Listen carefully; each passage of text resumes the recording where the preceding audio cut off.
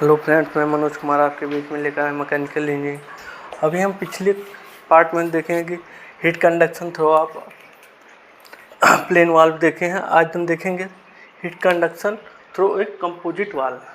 इसमें क्या है, इसमें दो वाल्व है जो कि जुड़े हुए हैं।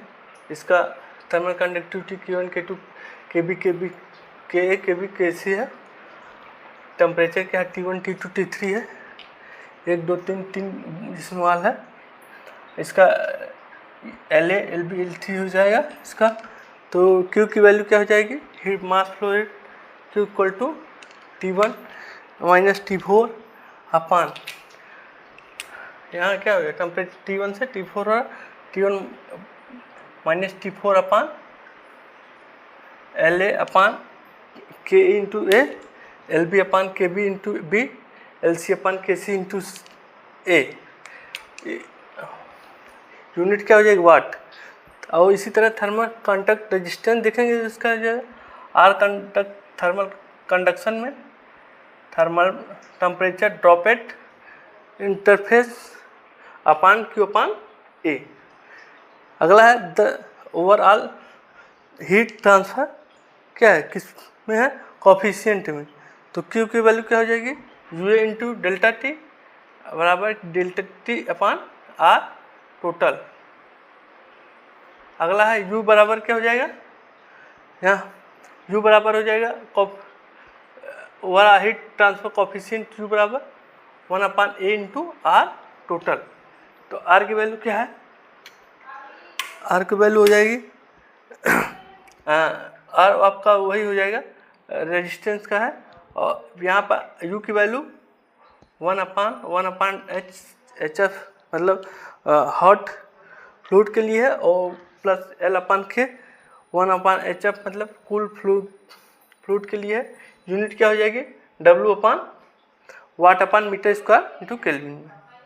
अगला है heat conduction through a hall cylinder. जब हॉल सिलेंडर की बात की जाए तो तब इसमें क्या है, heat flow in radial direction में हो, और दूसरा है बोथ इन द इंसुलेटेड। जब दोनों साइड क्या हो जाए, इंसुलेटेड हो, तब Q की वैल्यू T1 माइनस T2 अपान Ln R2 अपान R1 अपान हो जाएगा 2 pi into K into L।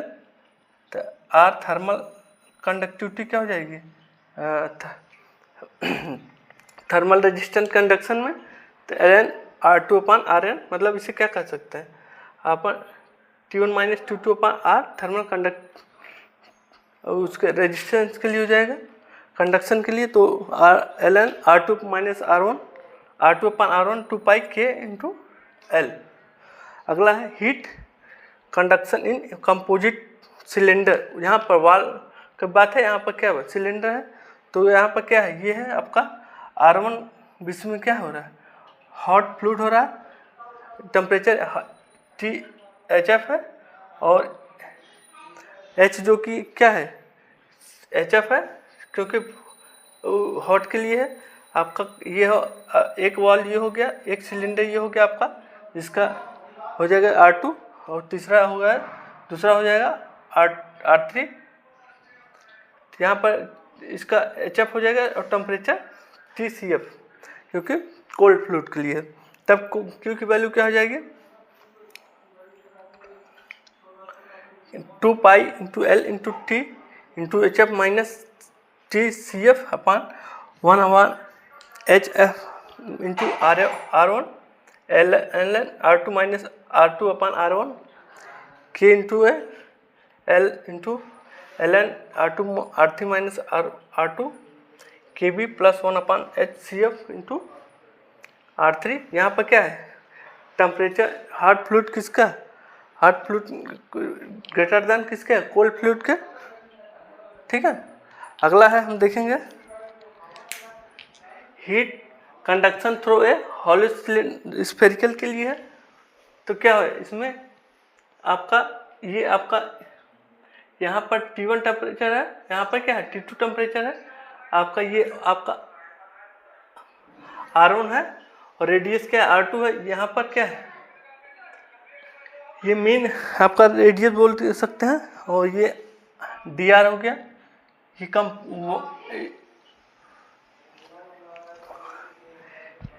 Element इसका क्या हो जाएगा, डी आर हो जाएगा, इसकी चौड़ाई क्यू की वैल्यू क्या हो जाएगी, T1 माइनस T2 अपान R2 माइनस R1 अपान 4 pi into R1 into R2। यहाँ पर T1 की वैल्यू क्या है, ग्रेटर देन T2 के। R थर्मल कंडक्टिविटी कंडक्शन के लिए हो जाएगा R2 माइनस R1 अपान 4 पाई के इंटू R1 इंटू R2। यहाँ पर क्या हो रहा है, क्यों हीट फ्लो हो रहा है, टेम्परेचर यहाँ पर T1 है और यहाँ पर क्या है T2 है, ठीक है। अगला है हीट कंपोजिट थ्रो है, कंपोजिट स्फेरिकल है। यहाँ पर वॉल के लिए है हो गया, यहाँ पर आपका सिलेंडर के लिए हो गया, ये हो गया स्फेरिकल, स्फेयर के लिए। तो क्या हो जाएगा, यहाँ पर क्यू की वैल्यू हो जाएगी 4 pi T H F minus T C F, यहाँ पर 1 upon H F into R1 square. R इसका यहाँ पर रेडियस क्या है, R1 हो गया, इसकी रेडियस क्या है R2 हो गया ए के लिए, और बी के लिए हो जाएगा रेडियस R3 हो जाएगी। तो 1 upon H F into R1 square जो कि हॉट फ्लूइड के लिए हो गया, प्लस R2 माइनस R1 के इंटू R1 इंटू के ए किसके लिए, इसके ए स्फेरिकल स्फेयर ए के लिए है और ये स्फेयर बी का है। तो यहाँ पर क्या R3 minus R2 upon K B into R2 minus R2 into R3 1 upon H C F into R3 की स्क्वायर। अगला है क्रिटिकल थिकनेस ऑफ इंसुलेशन।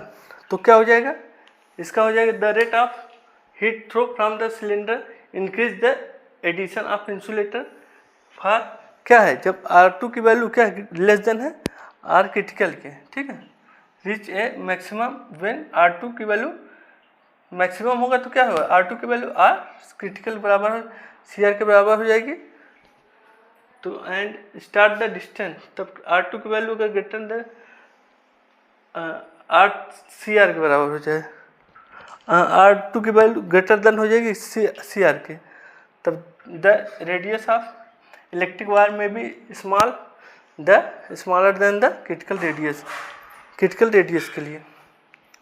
तो क्या हो जाएगा, ये आपका इंसुलेशन हो गया, आपका इनर रेडियस हो गया, ये हो गया H की वैल्यू आउटर के लिए हो गई, ये क्या हो गया इंसुलेशन हो गया, के की वैल्यू हो गई थर्मल कंडक्टिविटी जिसको बोल सकते हैं। तो सिलेंडर के लिए हो गया RC बराबर के अपान H आउटर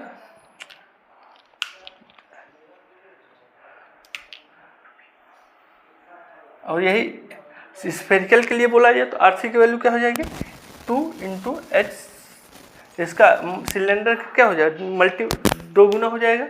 तो यहाँ पर Q और R के बीच ग्राफ बनेगा, R रेडियल हो गया, R1 हो गया, RI मतलब इनर के लिए, R2 के लिए हो गया आपका Q बेयर हो जाएगा, RI पे क्या हो जाएगा Q बेयर, और R2 पे क्या हो जाएगा आपका RC पे क्या हो जाएगा Q मैक्सिमम हो जाएगा। Q मैक्सिमम वैल्यू किस पर हो गया R2 पे, यहाँ से यहाँ तक की वैल्यू क्या हो रहा है बढ़ रहा है।